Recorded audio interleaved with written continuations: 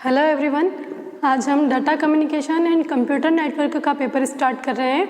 आज का हमारा टॉपिक है थ्योरेटिकल मॉडल फॉर कम्युनिकेशन। सबसे पहले हम समझेंगे कि मॉडल क्या होता है। जब किसी भी प्रोजेक्ट को थ्योरेटिकली समझाया जाता है, अलग अलग स्कॉलर्स उसे अपने अकॉर्डिंग एक्सप्लेन करते हैं, वो मॉडल कहलाते हैं। जैसे कम्युनिकेशन के लिए हम किस तरीके से वर्क करते हैं उसको उसका थ्योरेटिकल एक्सप्लेनेशन जो है वो क्या कहलाएगा, मॉडल। तो थ्योरेटिकल मॉडल कितने टाइप के होते हैं? लीनियर मॉडल होता है, इंटरेक्टिव मॉडल होता है और ट्रांजैक्शनल मॉडल होता है। ठीक है, फर्स्ट में हम देखेंगे कि लीनियर मॉडल क्या होता है। लीनियर मॉडल, जैसा कि नाम से हमको दिख रहा है लीनियर है, इट मीन्स एक इसमें जाएगा। हम इसे डायग्राम के थ्रू समझ सकते हैं। ये हमारा सेंडर,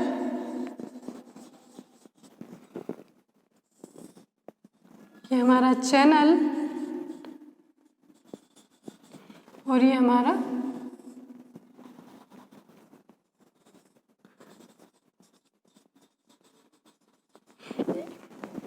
रिसीवर। तो सेंडर क्या करेगा, किसी भी ट्रांसमीटर के थ्रू या किसी चैनल के थ्रू रिसीवर को क्या करता है, मैसेज करता है। इसमें सिर्फ सेंडर कौन रहेगा?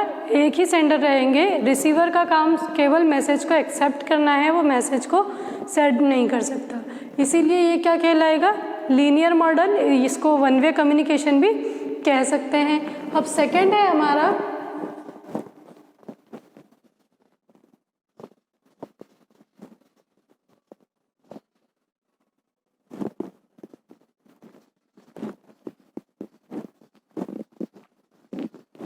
Interactive model. इंटरेक्टिव मॉडल नाम से जैसे कि दो लोग आपस में क्या कर सकते हैं, एक कम्युनिकेशन कर सकते हैं। यहाँ पे सेंडर से का मीनिंग किसी पर्सन से है जो कि क्या कर रहे हैं, एक दूसरे से कम्युनिकेट कर रहे हैं। तो जैसे यहाँ पे हमारा सेंडर,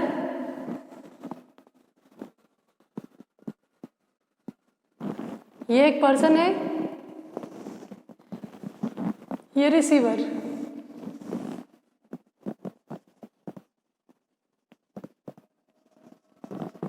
ये क्या कर रहा है, इसको मैसेज कर रहा है,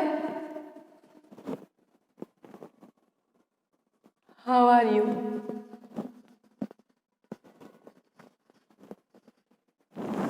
ठीक है, तो इस कंडीशन में ये पर्सन क्या हो गया, सेंडर हो गया, और ये क्या हो गया, रिसीवर हो गया। और ये हमारा कोई सा भी ट्रांसमीटर चैनल जिसके थ्रू हम मैसेज को क्या कर रहे हैं, सेंड कर रहे हैं।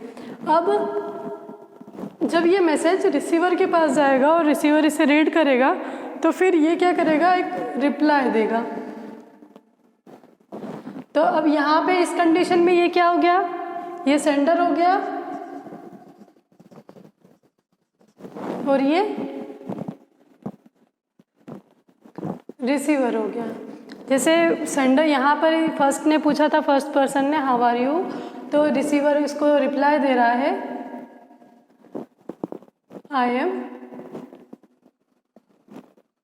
फाइन। ठीक है, तो ये कब होगा, जब सेंडर का मैसेज पूरा ख़त्म हो जाएगा, जब फिर रिसीवर उसे रिप्लाई देगा। मतलब 1 to 1, ऐसा नहीं है कि उसको एक साथ दे, पैरेलल मैसेजिंग नहीं कर सकते इसमें, एक के बाद एक कर सकते हैं। जैसे कि हमने देखा होगा कि जब हम वॉकी टॉकी पे बात करते हैं तो फर्स्ट पर्सन हेलो बोल के ओवर कर देता है, मतलब सेंडर का मैसेज क्या हो गया, ख़त्म हो गया।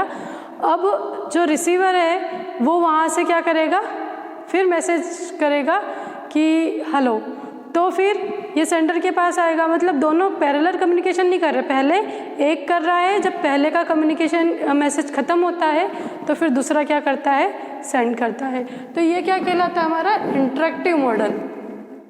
ठीक है, नेक्स्ट है हमारा ट्रांजैक्शनल मॉडल।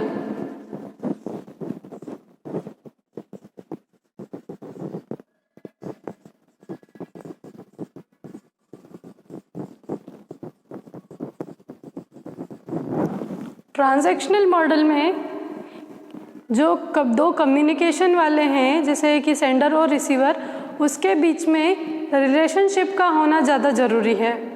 अगर उनके बीच में रिलेशनशिप नहीं है तो ये मॉडल नहीं है। तो रिलेशनशिप कैसे होगी पर्सन टू पर्सन में? ये रिलेशनशिप सोशल भी हो सकती है, कल्चरल भी हो सकती है और बिजनेस की भी रिलेशनशिप हो सकती है। तो इसको हम कैसे बात करेंगे? ये कम्युनिकेटर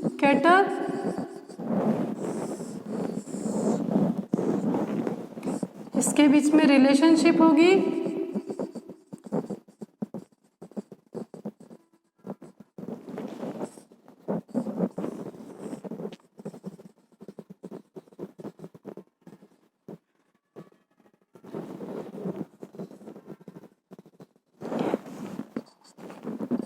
तो इसमें मैसेज कैसा जाएगा कि सेम टाइम पे ये मैसेज को सेंड भी कर सकता है और रिसीव भी कर सकता है। जब ये सेंड करेगा तो ये सेंडर हो जाएगा और अगर ये सेंड करेगा तो ये सेंडर हो जाएगा। इट मीन्स इस टाइम पे ये सेंडर की तरह वर्क करेगा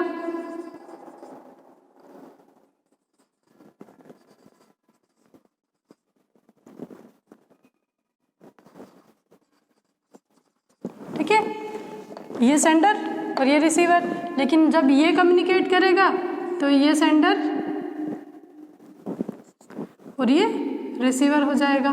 तो इस तरीके से ये ट्रांजैक्शनल मॉडल में ज़रूरी है कि जो दोनों कम्युनिकेटर है, ये कम्युनिकेटर कौन होगा? पर्सन होगा। तो इन दोनों के बीच में क्या होना चाहिए? रिलेशनशिप होनी चाहिए। अब हम देखेंगे लीनियर मॉडल के अंदर कौन कौन से मॉडल आते हैं। लीनियर मॉडल के अंदर शैनन मॉडल आता है। शैनन मॉडल जो है 1948 में इंट्रोड्यूस किया गया था और फाउंडेशन मॉडल पर अदर मॉडल था। जैसे कि जब ये अर्लियर मॉडल था जिसमें कि कम्युनिकेशन के बारे में डिस्क्रिप्शन दिया गया, तो इस मॉडल ने क्या किया, अदर मॉडल को भी आइडियाज़ दिए कि किस तरीके से कम्युनिकेशन में इम्प्रूवमेंट किया जा सकता है। इसीलिए शैनन मॉडल को फाउंडेशन ऑफ अदर मॉडल भी कहा। अब हम देखें यहाँ पर, जैसे शैनन मॉडल है जिसमें सोर्स क्या है? सोर्स कोई पर्सन भी हो सकता है या डिवाइस भी हो सकती है। सोर्स के थ्रू जब कोई मैसेज जाता है तो उसको क्या कर दिया जाता है? इनकोड कर दिया जाता है। ठीक है, इनकोड करने के बाद में इसे किसी चैनल के थ्रू, किसी ट्रांसमीटर के थ्रू सेंड किया जाता है और जब ये मैसेज रिसीवर को मिलता है उसके पहले इसे क्या कर दिया जाता है? डिकोड कर दिया जाता है। तो इसमें जो है कि पहले सोर्स से मैसेज जाएगा, वो मैसेज पहले इनकोड होगा और फिर चैनल में जाएगा और फिर क्या होगा, जब रिसीवर उसे रिसीव करेगा उससे पहले उसे क्या कर दिया जाएगा? डिकोड कर दिया जाएगा। अब ये जो ट्रांसमिशन है या चैनल है, ये क्या क्या हो सकते हैं? ये कुछ भी हो सकते हैं। ये फ़ोन भी हो सकता है, जैसे हम देखते हैं कॉलिंग करते हैं तो कॉलिंग में हमारा जो चैनल होता है वो क्या होता है? फ़ोन होता है। ये इसमें कंप्यूटर भी हो सकता है या फिर अदर डिवाइसेस भी हो सकती है। अब हम देखें ये नॉइस बॉक्स है। क्या होता है कि कभी कभी जब हमारा मैसेज सेंडर से रिसीवर की ओर जाता है या सोर्स से डेस्टिनेशन की ओर जाता है तो बीच में नॉइस क्या होती है?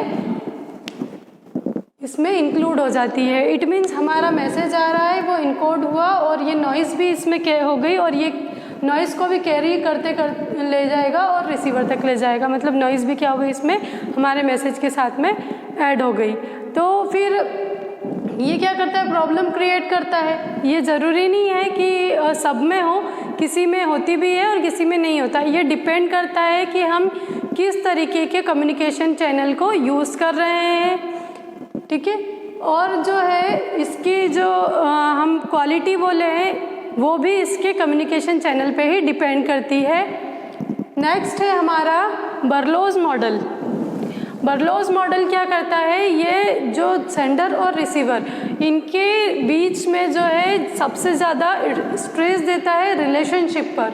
देखें, stress on the relationship between person sending message and receiving. मतलब जो मैसेज सेंड कर रहा है और जो मैसेज रिसीव कर रहा है, इनके बीच में कुछ ना कुछ रिलेशनशिप होनी चाहिए। ये किसका एग्जाम्पल है? ये ट्रांजैक्शनल मॉडल का एग्जाम्पल है। क्यों? क्योंकि उसमें भी रिलेशनशिप ज़रूरी होती है। Message to be properly encoded and decoded, इसमें सबसे पहले ये चीज़ का ध्यान रखा जाता है कि हमारा जो मैसेज है वो प्रॉपरली इनकोड हुआ है या नहीं हुआ, और फिर प्रॉपरली डिकोड हुआ है या नहीं हुआ। तो जब भी सेंडर अपना मैसेज को सेंड करेगा तो उससे क्या करेगा, मैसेज को प्रॉपरली इनकोड कर देगा। आफ्टर देन उसे क्या करेगा, किसी चैनल पे सेंड करेगा। Both source and receiver should be skilled, क्योंकि इसमें बहुत सारी चीज़ों का यूज़ करते हैं, तो कम्युनिकेशन के लिए रिसीवर और सेंडर का स्किल्ड होना ज़रूरी है, उन्हें अब कुछ नॉलेज होना ज़रूरी है। Berlo's model has 4 main component. 4 main component होते हैं सोर्स, मैसेज, चैनल और रिसीवर। अब इन 4 मेन कंपोनेंट के कुछ सब कंपोनेंट भी होते हैं, जैसे कि अब हम सोर्स से जो सोर्स होगा ये क्या होगा, एक पर्सन होगा। पर्सन को की जो कम्युनिकेशन स्किल अच्छी होनी चाहिए, उसे कम्युनिकेशन के बारे में वो किस टाइप से कम्युनिकेशन कर रहा है उसका नॉलेज होना चाहिए, और इनके बीच में रिलेशनशिप होनी चाहिए, इट मीन्स सोशल सिस्टम होना चाहिए। नेक्स्ट, जब ये सोर्स क्या कर रहा है, अपने मैसेज को इनकोड करके भेज रहा है, तो अब मैसेज में क्या क्या होना चाहिए, मैसेज का कंटेंट प्रॉपर होना चाहिए। नेक्स्ट, मैसेज का स्ट्रक्चर प्रॉपर होना चाहिए। जब ये दोनों प्रॉपर होंगे तो ये मैसेज कहाँ जाएगा, आगे जाएगा। फिर ये नेक्स्ट जाता है चैनल पर। चैनल कैसा होना चाहिए कि उसमें प्रॉपर सुनाई दे या फिर हमें प्रॉपर दिखाई दे, जैसे कि यूट्यूब क्या है, यूट्यूब भी एक चैनल है जिससे क्या करता है, सेंडर अपना मैसेज को भेज रहा है तो वो प्रॉपर क्या दिखाई देना चाहिए, है ना। अगर हम कॉलिंग करते हैं तो क्या होना चाहिए, प्रॉपर सुनाई देना चाहिए। या फिर हम व्हाट्सएप कॉल की बात करें तो ये भी कम्युनिकेशन है, हम 2 लोगों के बीच में कम्युनिकेशन होता है, 2 से ज़्यादा लोगों के बीच में भी कम्युनिकेशन होता है। तो ये कम्युनिकेशन चैनल है जिसमें क्या होता है, हमें हियरिंग भी होती है, हमें सामने वाले की आवाज़ भी सुनाई देती है, और अगर हम क्या करते हैं, वीडियो कॉल करते हैं तो हमें प्रॉपर दिखाई देना चाहिए। फिर ये मैसेज क्या होना चाहिए, जब रिसीवर तक जाए तो ये प्रॉपर डिकोड होना चाहिए ताकि रिसीवर इसको अच्छे से समझ सके। ये हमारा था बर्लौज मॉडल, जिसमें मेन जो है कंपोनेंट बेस ही है, ये 4 कंपोनेंट इसमें बहुत इसेंशियल होते हैं। नेक्स्ट है हमारा स्क्रैम मॉडल। स्क्रैम मॉडल 1954 में एम्फेसाइज किया गया था।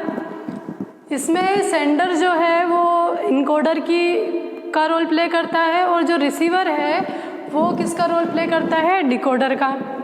इट मीन्स जब सेंडर मैसेज को सेंड करेगा तो उसे पहले क्या कर देगा, मैसेज को इनकोड कर देगा, मतलब कोडिंग लैंग्वेज में कर देगा, और फिर जब रिसीवर उस मैसेज को रिसीव करेगा तो उसको डिकोड करके फिर मैसेज को रीड करेगा। ये जो मॉडल है स्क्रैम मॉडल, ये अदर मॉडल से मिलकर बना गया है, मतलब अदर मॉडल को इसने फॉलो किया है। इसमें से जैसे है हेलिकल मॉडल और एरिस्टोटल मॉडल को फॉलो करके ये मॉडल बनाया गया है। अब इसे हम डायग्राम के थ्रू समझते हैं कि हमारा ये जो है स्क्रैम मॉडल है, इसमें जो सेंडर होगा वो क्या होगा, एक पर्सन होगा,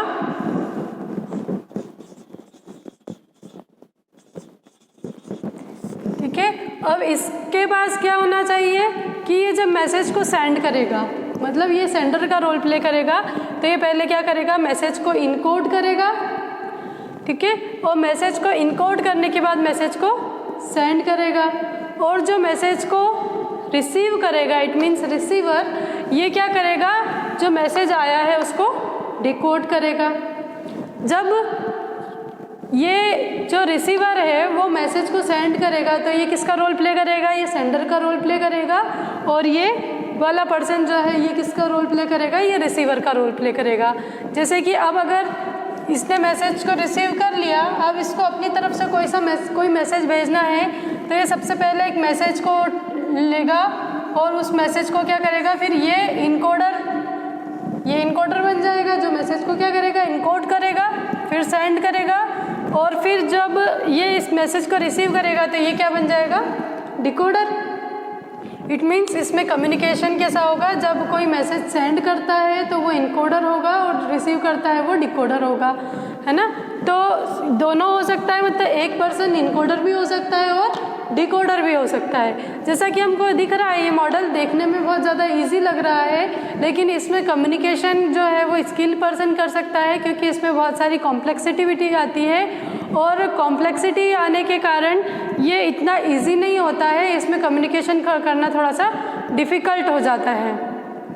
तो ये था हमारा आज का ट्रेडिशनल मॉडल फॉर कम्युनिकेशन। इसमें हमने लीनियर मॉडल, इंटरेक्टिव मॉडल और ट्रांजैक्शनल मॉडल पढ़ा, और इसी में ही इनके अलग अलग मॉडल, इन पे बेस्ड मॉडल थे। जैसे कि जो है शैनन मॉडल था वो लीनियर मॉडल पे बेस्ड था, और इसके बाद बर्लोज मॉडल जो है वो रिलेशनशिप मतलब ट्रांजैक्शनल मॉडल पे बेस्ड है। इसी तरीके से ये भी जो है ये इंटरेक्टिव मॉडल पे बेस्ड है। तो आई होप आपको आज का वीडियो यूज़फुल लगा होगा। Thank you very much.